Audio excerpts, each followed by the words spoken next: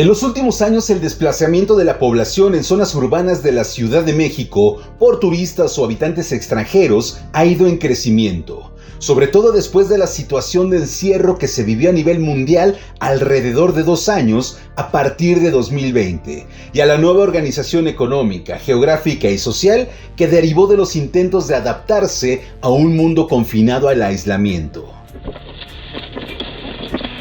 Este fenómeno es conocido como gentrificación, y aunque no es algo nuevo, en los últimos 2 o 3 años se ha intensificado, por lo menos en ciudades importantes de México, aunque también en algunos pueblos mágicos de la provincia. La gentrificación se define como una rehabilitación tanto social como urbanística de una zona deprimida o deteriorada, lo que provoca la migración de habitantes de limitados recursos por otros de un nivel social y económico más alto, lo que significa el desplazamiento de población humilde original por otra de mayor poder adquisitivo, lo cual es natural pues la subida de nivel de vida, el precio de las rentas, los alimentos o los servicios termina expulsando a los antiguos habitantes, los cuales tienen que buscar otro lugar de residencia. Más adelante nos vamos a centrar en este efecto colateral.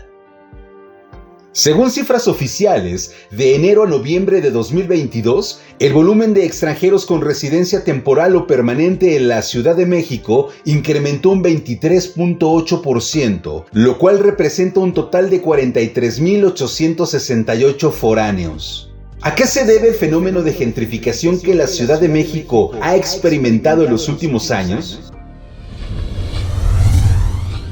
Existen diversos factores que provocan este fenómeno, y aunque no se puede generalizar como ley universal cuál es el principal, sí se puede delimitar el estudio a por lo menos 3 problemáticas que en los últimos años han intensificado la llegada de extranjeros al país. Lo primero es el aumento del turismo en ciertas zonas de la ciudad, donde las aplicaciones de renta de inmuebles como Airbnb ofrecen arriendo de viviendas en lugares donde antes no era tan accesible una renta. Colonias como La Condesa, La Roma o Coyoacán han sido invadidas por estas aplicaciones, lo que provoca que cada vez se vean más extranjeros que nacionales habitando en estas zonas.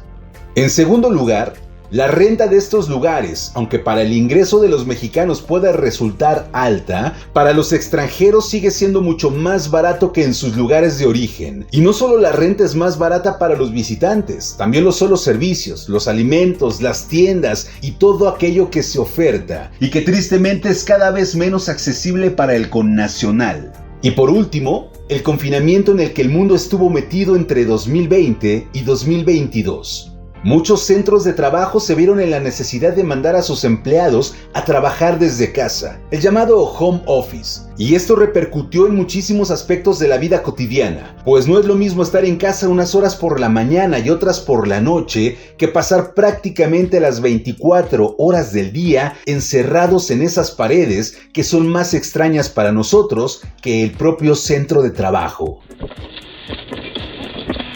A nivel social, el encierro provocó separaciones, divorcios, que integrantes de las familias buscaran su independencia, trastornos psicológicos, etc.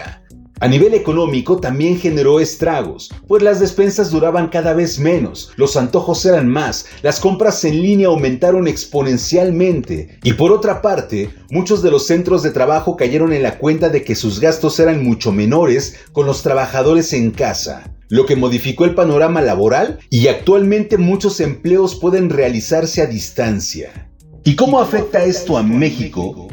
Pues resulta que en países del primer mundo, donde la tecnología se encuentra presente en casi todos los procesos productivos, las rentas son sumamente caras y por diversos motivos, los extranjeros que fueron llegando a México descubrieron que en zonas privilegiadas tanto de la ciudad como de algunos pueblos mágicos, las rentas si bien son caras, son mucho más accesibles para ellos y sumado al número de extranjeros que trabajan a distancia, se dieron las condiciones para que el fenómeno de la gentrificación fuera una realidad en este país. Por tal motivo, muchos de los dueños de casas, departamentos o edificios en las zonas mencionadas prefirieron modernizar sus inmuebles, invertir en ellos para poder subir sus precios y obtener una mejor ganancia. En contraparte, las personas que anteriormente rentaban ya no pueden darse el lujo de seguir viviendo en ese lugar por el aumento del arriendo. Por ejemplo, En la colonia Hipódromo Condesa se presentó entre 2021 y 2022 un incremento aproximado del 60%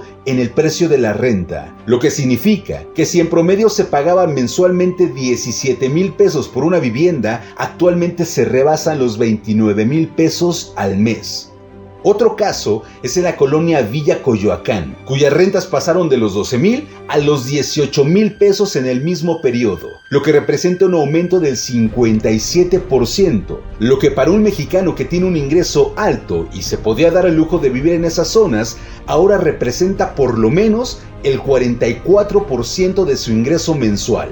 Esto, aunque no lo parezca, representa un riesgo inmobiliario, puesto que a futuro México será un país de inquilinos, pues cada vez será más complicado adquirir una vivienda propia, sobre todo teniendo en cuenta la especulación sobre el suelo urbano que las grandes constructoras han causado, haciendo cada vez menos probable que alguien pueda competir con ellos para adquirir terrenos o casas, que invariablemente terminarán convirtiéndose en grandes complejos habitacionales donde la gente vive cara a cara sin un ápice de privacidad, pero con todo a su alcance. Entonces, ¿qué pasa con la gente que ha sido desplazada? Pues aquí vemos la verdadera cara de las consecuencias que acarrea la gentrificación. Los antiguos habitantes, que ahora se ven como población humilde y que no pueden pagar los nuevos precios que se tasan, tendrán que reubicarse, lo que provoca que las zonas de la periferia se vean invadidas por estos nuevos inquilinos, que entre muchas comillas tienen un ingreso mayor al de la población originaria, y que provoca esto otro desplazamiento, y otro.